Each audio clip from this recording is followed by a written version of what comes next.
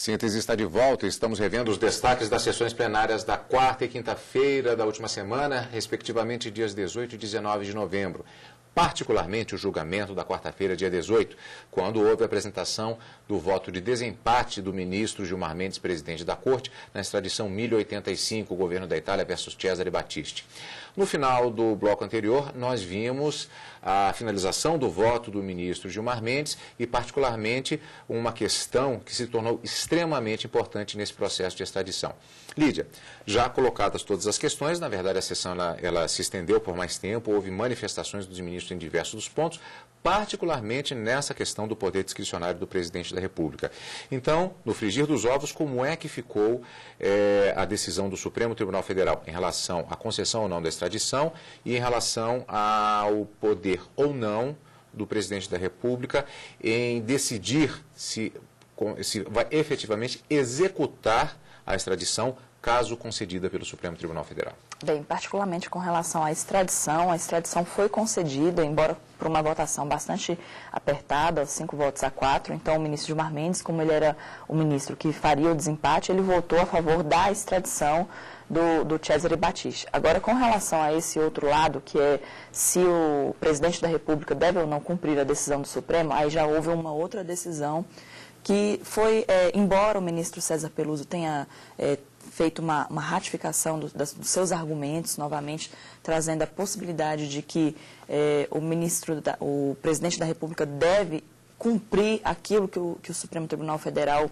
decidir, e também trazendo argumentos o ministro Gilmar Mendes nesse sentido, a decisão foi no sentido de que o Cesare Battisti poderá ser extraditado, mas, como eu falei, poderá, ou seja, o presidente da República tem essa discricionariedade de dizer se vai cumprir ou não a decisão do Supremo.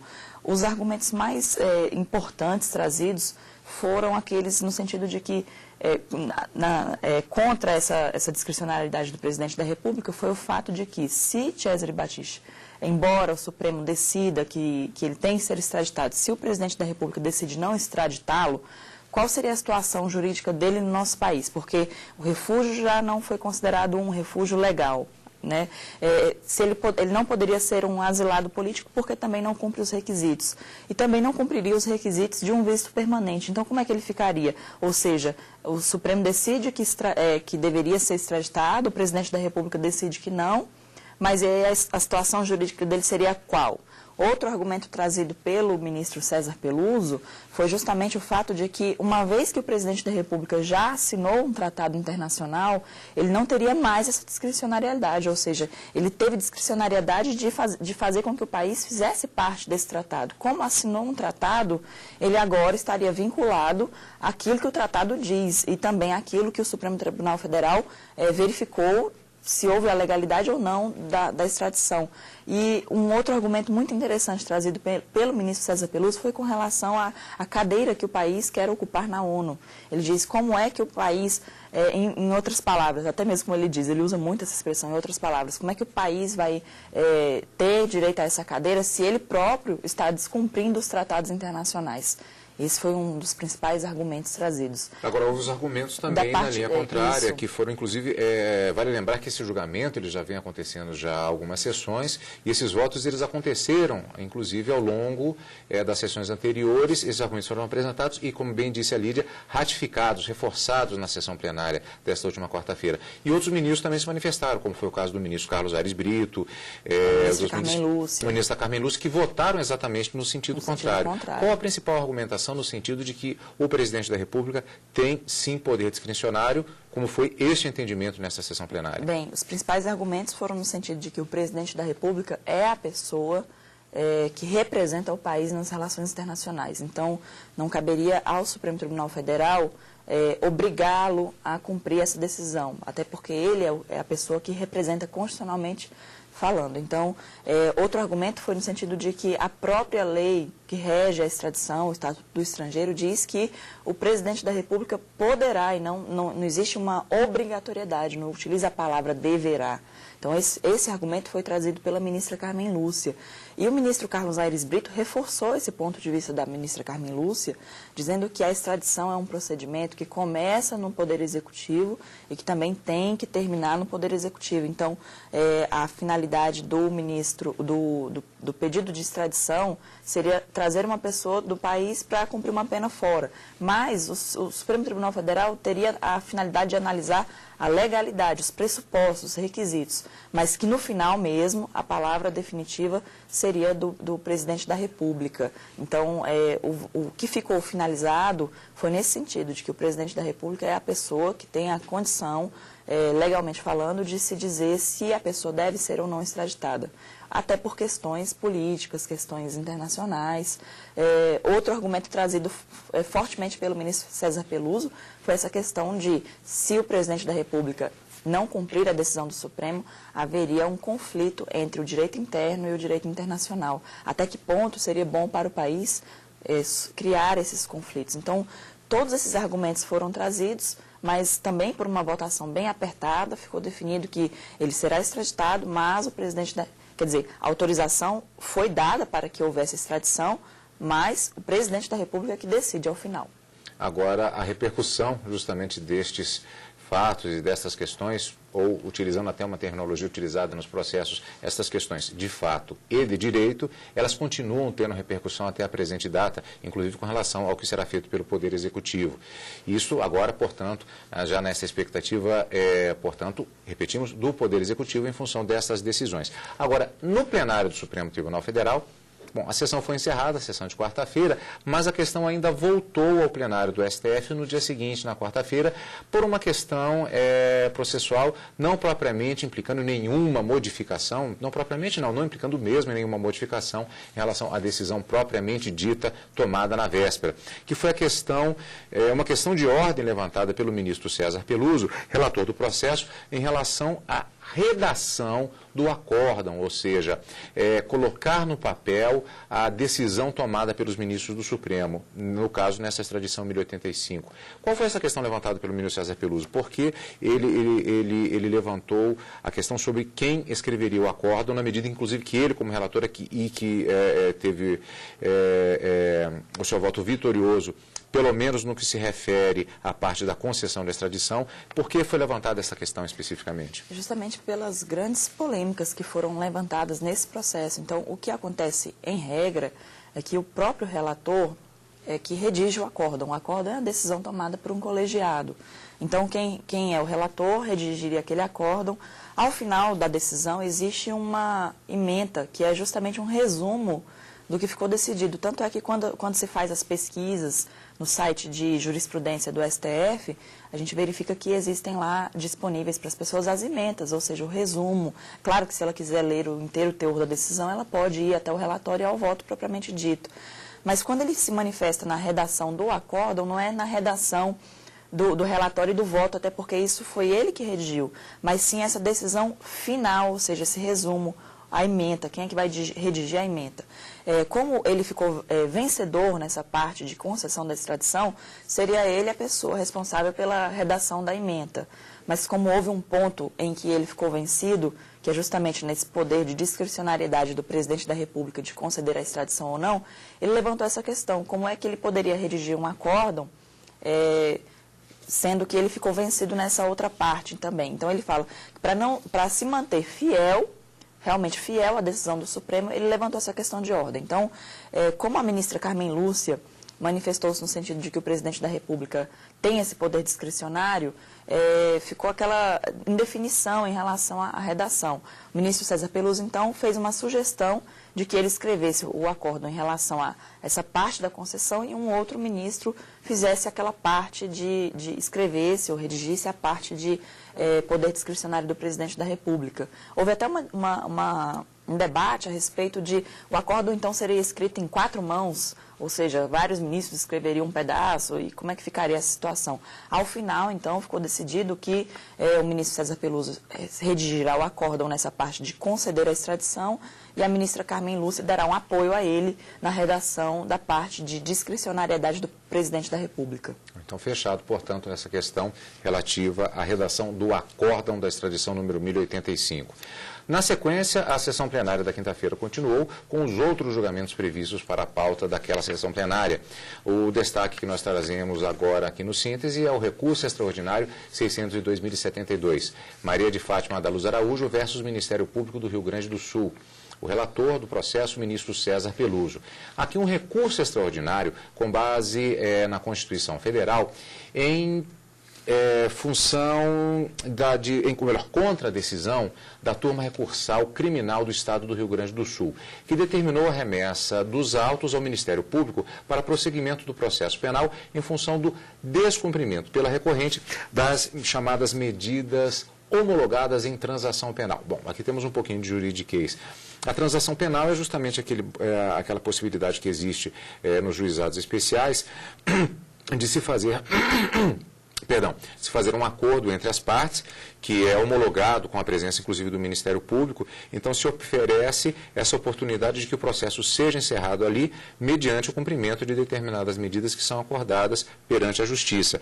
Qual foi a questão que foi trazida aqui neste processo em relação a essa questão da transação penal? O que aconteceu foi exatamente isso. Houve uma transação penal entre a recorrente e o Ministério Público, foi um crime de menor potencial ofensivo, ou seja, de menor lesividade. Então, houve essa transação. O Ministério Público trouxe algumas atividades que deveriam ser cumpridas pela pessoa e, ao aceitou essa transação penal, o juiz, então, do juizado especial, homologou essa transação penal feita entre as partes. Ocorre que a pessoa descumpriu aquilo que ficou estabelecido no acordo feito entre ela e o Ministério Público. E aí o que aconteceu? O processo foi encaminhado ao Ministério Público para que oferecesse a denúncia e continuasse o processo criminal contra essa pessoa. Aí havia uma polêmica, qual era? A polêmica é justamente saber se o Ministério Público tem esse direito ou se apenas ele teria que executar a medida que foi imposta lá na transação penal. Imposta não, acordada entre as partes. Ou seja, o argumento da recorrente é justamente esse, de que a ação, uma vez que houve uma transação penal entre o Ministério Público e o réu, no caso, nem posso dizer réu porque ainda não houve o oferecimento da denúncia, mas a pessoa envolvida ali no caso. Então, não poderia haver o oferecimento da denúncia quando há a transação penal, mesmo que descumprida. O que poderia haver, na visão da recorrente, seria uma tentativa do Ministério Público de executar, ou seja, de exigir judicialmente o cumprimento dessa transação. Houve reconhecimento da repercussão geral do recurso extraordinário e a decisão, um voto bastante rápido, por isso não estamos sequer reproduzindo, foi muito rápido mesmo. Qual foi a decisão final acompanhada? A decisão do Supremo foi no sentido de que, havendo um descumprimento da transação penal, até mesmo porque, Carlos Eduardo, quando se faz uma transação penal, a finalidade dela é que seja cumprida. Se não for cumprida, o Ministério Público, então, terá a possibilidade de dar início à ação penal, até porque o Ministério Público é a parte legitimada para esse tipo de ação. Então, a decisão foi que, mesmo havendo descumprimento da transação, pode sim se dar início a uma ação penal. Uma jurisprudência, portanto, firmada que atinge diretamente a atuação dos juizados especiais. Mais um destaque da sessão da quinta-feira, recurso extraordinário 602.543, relator ministro César Peluso, Valdecir Cristiano da Silva Quintanilha versus Ministério Público do Rio Grande do Sul.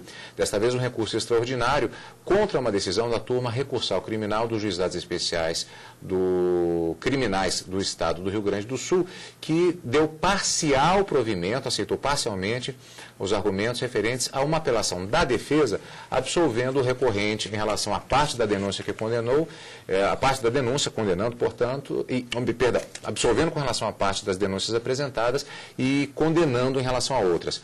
A questão do recurso foi que o recorrente sustentou que o não comparecimento do réu à audiência da oitiva de testemunhas, quando se ouvem as testemunhas, que foi realizada por meio de carta precatória, estaria ferindo o devido processo legal. Como assim, Lídia? Bem, nós temos aqui testemunhas que residiam em outra localidade. Então, foi expedida uma carta precatória ao juiz que presidia a comarca lá, a vara criminal, para que esse juiz ouvisse as testemunhas. Quando isso acontece, normalmente a presença do réu, ela tem que ser comunicada ao réu que vai acontecer essa audiência de oitiva de testemunha para que ele se dirija até a sala de audiência e participe dessa audiência, ouvindo as testemunhas, fazendo as perguntas que ele entende necessário. Nesse caso, ele argumenta que ele não foi intimado para comparecer à audiência de realização da oitiva dessas testemunhas por meio dessa carta precatória. Então, toda a polêmica foi nesse fato, que ele alega que houve uma nulidade porque ele não participou dessa audiência. Vamos ouvir o voto do ministro César Peluso nesse processo. Presidente, aqui a tese aqui se haveria nulidade na hipótese de inquirição de testemunha por carta precatória quando o réu está preso, mas não manifestou intenção de comparecer e, portanto, nem requisitou que fosse convidado a assistir. Então, estou citando a jurisprudência da Corte, desde o RHC 81.322 do ministro Celso de Mello até todos os demais aqui, em que não há nulidade neste caso. Então, estou reconhecendo a existência da repercussão geral, reafirmando a jurisprudência da Corte quanto à inexistência de nulidade e negando provimento ao recurso. Nesse caso, não houve unanimidade nos posicionamentos acompanhando o ministro relator. Houve uma divergência do ministro Marco Aurélio. Qual foi esse ponto? O ponto foi no sentido de que o ministro Marco Aurélio entende que a presença do réu nesse tipo de audiência de oitiva de testemunha é fundamental e se ele não comparecer, poderia haver uma afronta ao seu direito de ampla defesa, de contraditório e, portanto, na visão do ministro Marco Aurélio, ele abre justamente essa divergência para dizer que haveria nulidade, sim, pela ausência do réu na participação da audiência. Vamos ouvir o voto do ministro Marco Aurélio. Peço ao relator para entender que, nesse caso, a formalidade é essencial.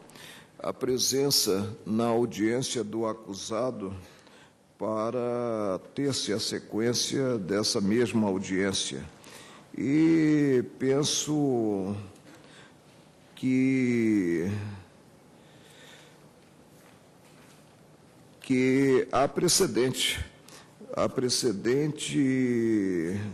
no habeas corpus 93.503, dígito 6, São Paulo, sendo o acórdão da lavra do ministro Celso de Mello. Habeas corpus, instrução processual, réu preso, pretendido comparecimento à audiência penal em que inquiridas testemunhas da acusação, réu requisitado, mas não apresentado ao juízo deprecado.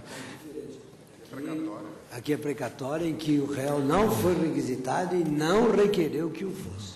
Aqui é diferente. Sim, a premissa de meu voto é que nesse campo não há disponibilidade. A premissa de meu voto é de que, no caso, os preceitos regedores da matéria são cogentes, não são simplesmente dispositivos.